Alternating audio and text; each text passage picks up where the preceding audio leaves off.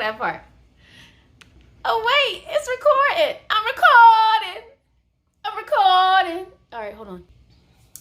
What up, YouTube? It's your girl Bambi, and I'm back with another video. And as you can tell by the title, today we're gonna have a story time. But before we get into today's story, I would appreciate it if you could like, comment, and subscribe. Hit the notification bell so that you can be notified anytime I upload another video. All right, so let's get into today's topic. Today's story time is going to be about the time that I actually caught one of my staff members sleeping on the job. So let me give you a little bit of background to this story. So I want to say this probably took place maybe, I don't know, a little over 3 years ago. I'm not going to name exactly where I worked. But I will give you some background in terms of what type of facility it was. So some of you may know and some of you may not, but for those who don't, I'm going to go ahead and let you know. So I do work in the mental health industry. And so for this particular job, it was actually a nonprofit agency that I worked for. And basically I was known as the program supervisor. Okay.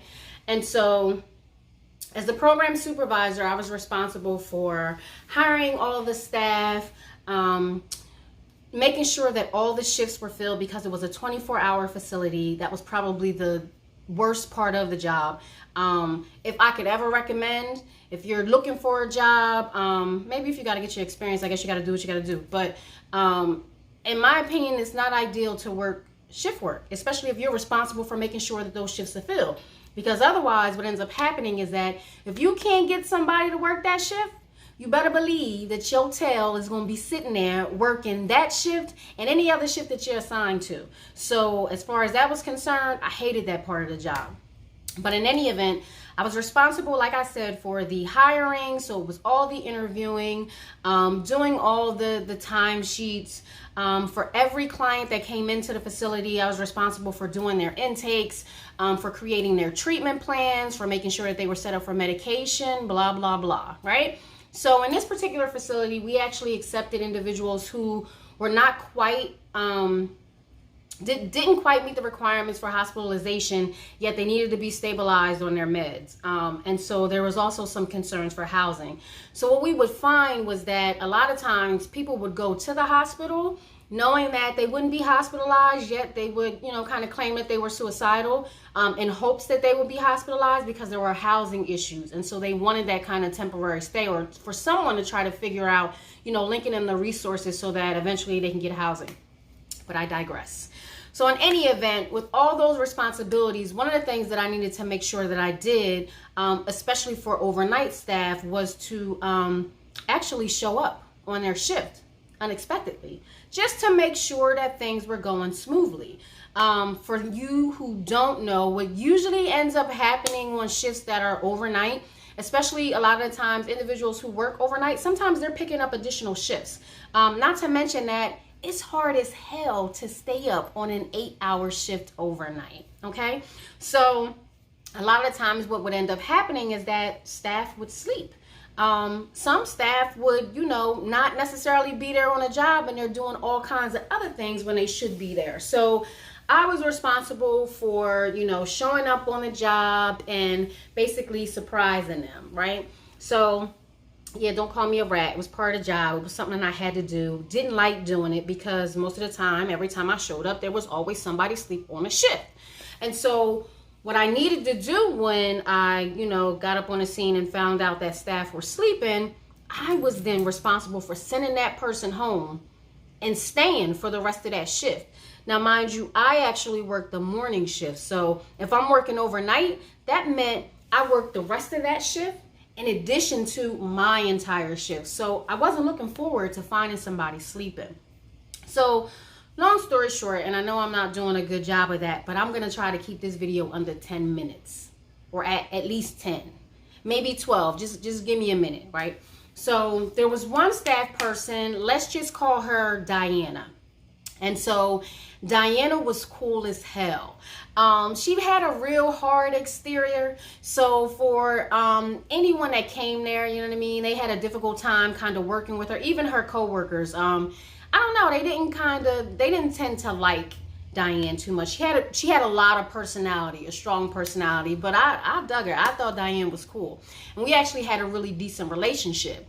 So it just so happened that the night that I was going to go and do my pop-up, you know, to make sure that everything was okay, Diane was working the shift.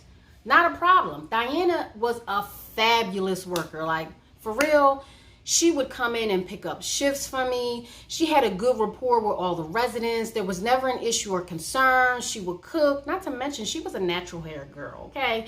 So a lot of the time, we would just be, you know, sitting back before I got off of my shift when she would come in.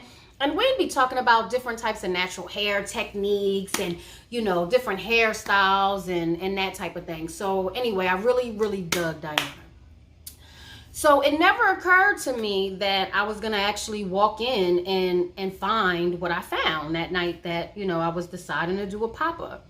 So the way that the process was set up, it had to be the program supervisor in addition to another one of the shift supervisors that would go and do these rounds and, you know, pop up on the home and see what was going on. And so it was myself and my second lead shift supervisor. Let's just call him Kelvin.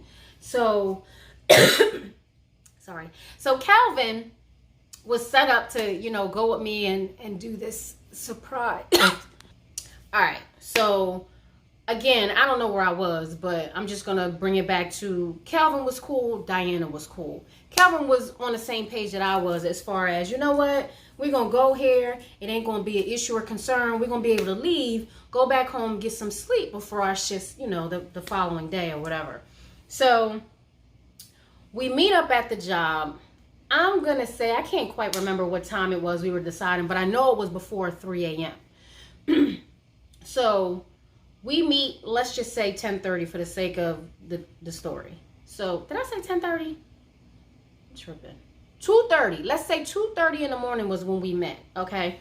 So there's two ways into the facility. There's a front door and then there's a back door. In order to get through the back door, you got to open up this noisy ass gate, walk through all this grass. There's nothing back there but bats, spiders, other lightning bugs, all different types of stuff that Bambi wasn't walking through. I just wasn't taking a chance. So it was no way in hell we was going through the back door, so the front door is what it was. So we get there, walk onto the steps, up onto the porch, insert the key, and attempt to be as quiet as possible. Now, you know, anytime you're trying to be quiet, especially if it's late at night and people are sleeping and you're trying to walk around, the floor starts snitching, okay? So the floor is creaking as we're walking to the steps. Now, let me just explain. So the office in this particular facility was upstairs on the second floor. So the layout downstairs was, it was a living room, there was like a guest room, there's a bathroom down there. There was the kitchen, and then there was like another, like a larger family room, then the back door. So as soon as you come in the front door, there were steps that led to upstairs. So upstairs, there were 1, 2, 3, there was 3 bedrooms. I believe the house, you were able to have 2, 4, 6 residents in the house at any given time. So there was a bathroom upstairs, the 3 bedrooms, and then down this hallway, of course, that has all these damn wooden boards or panels or whatever that creak and make all kinds of noise. There was the staff office. So I'm walking into the house trying to be careful not to make a whole bunch of noise, right? So, and trying not to laugh at the same time, because it's funny when you sneaking up on folks, and especially when you're making a whole lot of noise and you're like, I know they heard me. So if by chance somebody happens to be asleep, they gonna wake up, because there's no way they didn't hear me walk in the door, right? Wrong.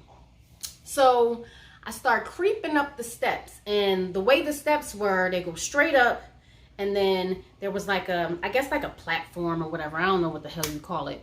But at that point, there's a railing there, or like a banister. And so I'm able to kind of like peek my head over, turn and look to see the damn staff office, right? So I get up the steps. I get to that part where it starts leveling out. The banister's there. I go to peeked my head over, and what the hell did I see? Diana was sitting there at the office desk, right? Hand up here like this, head nodding like this.